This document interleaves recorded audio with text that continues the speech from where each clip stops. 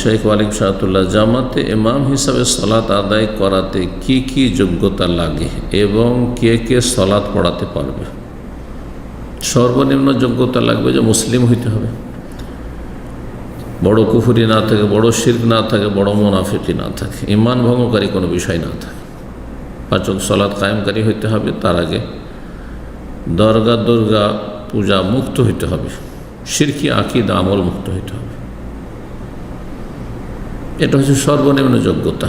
আর তার সাথে এটা তো হচ্ছে ইমানের দিক থেকে যোগ্যতা। ইলমের দিক থেকে জ্ঞানগত দিক যোগ্যতা হচ্ছে সালাতের মাসলা মাসাইল, বিধিবিধান ভালো করে জানতে হবে, যাতে করে কোনো জায়গায় ভুল হলে কি করা উচিত, অথবা কোন পরিস্থিতিতে কী করা উচিত, কেমনভাবে সালাত পড়ে, রাসূল সাল্লাল্লাহু আলাইহি ওয়াসাল্লাম সুন্নাহ ভিত্তিক সালাত হবে ইত্যাদি।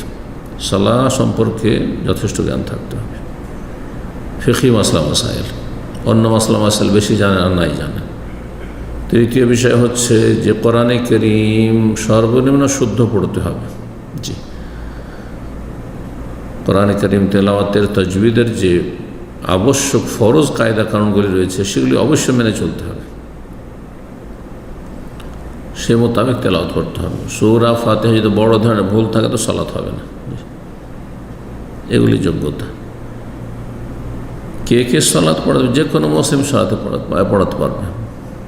পূর্ণাঙ্গ যোগ্যতা হচ্ছে যে সমস্ত রকমের কাবিরা গুনাহ থেকে বেঁচে থাকতে হবে, জীবনে যেন কাবিরা গুনাহ না থাকে। আর যদি হয়ে যায় তো সাথে সাথে তওবা করতে হবে, কারণ ফাসিকের ইমামতি অপছন্দনীয়।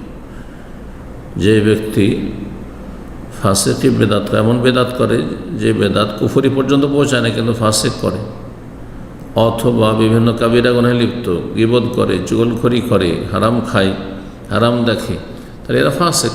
টাকনা নিচে কাপড় রাখে, ফাসিক। তো ফাসিকদের ইমামতি জায়েজ কিন্তু ঘৃণার সাথে, অপছন্দনীয়। যোগ্য ব্যক্তি পেলে কখনো ফাসিককে ইমামতি দিতে হবে না। বলছেন শুনেছি হানাফি মাযহাবের একটি ফতোয়াতে আছে যে বিয়ে না করলে জামাতে ইমামতি করতে পারবে না। এসব কথা ভিত্তিহীন কথা, ভিত্তিহীন কথা। নাবালক ইমামতি করতে পারবে, তারা বলছে নাবালক ইমামতি মাকরুহ। আর বিবাহিত না হলে ইমামতি করতে পারবে না, এসব ভিত্তি কথা, কোনো প্রমাণ নেই এর।